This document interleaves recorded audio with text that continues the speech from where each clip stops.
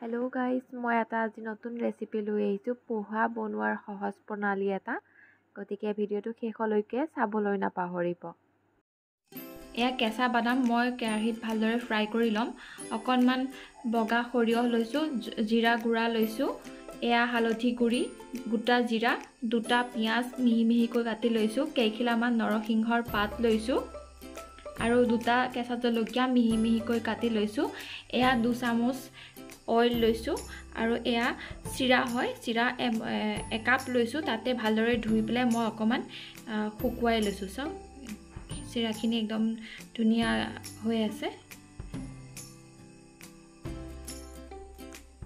এয়া চাওক বাদামখিনি মই কেৰাহীত দি দিছোঁ আৰু অকণমান ৰ'ষ্টেড কৰি ল'ম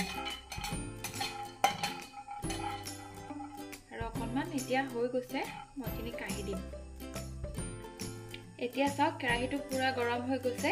ইয়াতে মই যিখিনি তেল লৈছিলোঁ সেইখিনি মই ইয়াত দি দিছোঁ।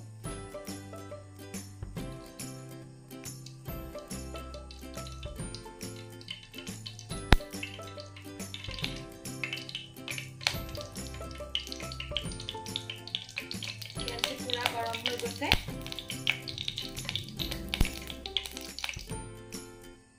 এয়া চাওক জিৰাকেইটা দি দিছোঁ।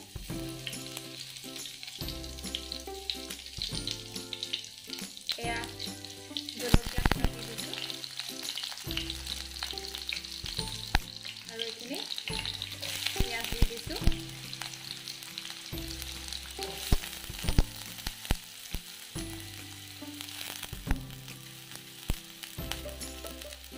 আৰু যে সেইখিনি সৰিয়হখিনি লৈছিলোঁ, সৰিয়হকেইটা ইয়াত দি দিছোঁ।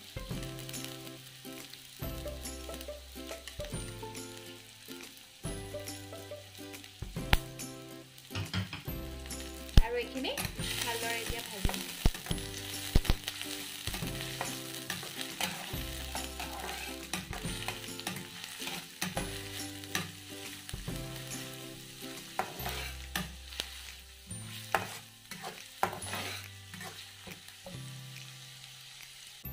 এতিয়া ইয়াতে নৰসিংহৰ পাত কেইখিলা দি দিম আৰু যিকণ হালধি লৈছিলোঁ সেইকণ গোটেইকণ দি দিম। হালধি 1 চামুচ লৈছিলোঁ, 1 চামুচ দি দিছোঁ।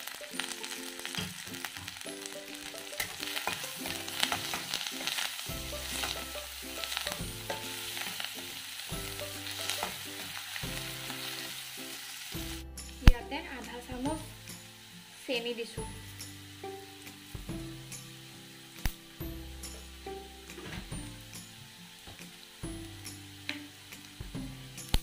আৰু আধা চামুচ নিমখ দিছোঁ। নিমখটো আপোনালোকে সোৱাদ অনুসাৰে দিব পাৰিব, আপোনালোকৰ কিমান প্ৰয়োজন হয়। এয়া চাওক গোটেইখিনি ফ্ৰাই হৈ গৈছে। এতিয়া মই যিখিনি চিৰা ধুই ৰাখিছিলোঁ সেইখিনি মই ইয়াতে ঢালি দিম।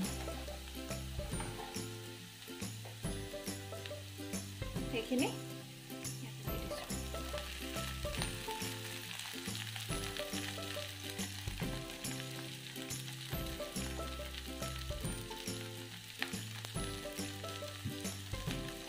এতিয়া ভালদৰে লৰাই দিছোঁ।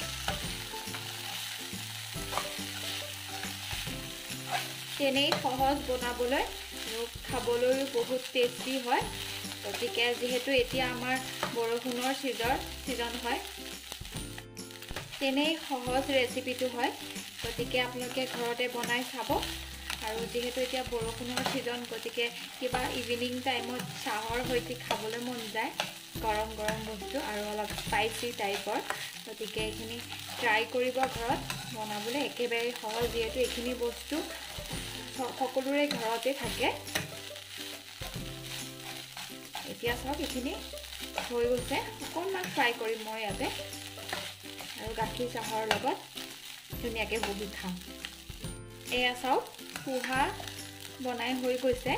গতিকে আপোনালোকে ঘৰত ট্ৰাই কৰিব আৰু মোৰ ৰেচিপিটো কেনেকুৱা পালে জনাবলৈ নাপাহৰিব। মোৰ চেনেলত যদি নতুনকৈ আহিছে প্লিজ ছাবস্ক্ৰাইব কৰিব, লাইক, শ্বেয়াৰ আৰু কমেণ্ট কৰিবলৈ নাপাহৰিব।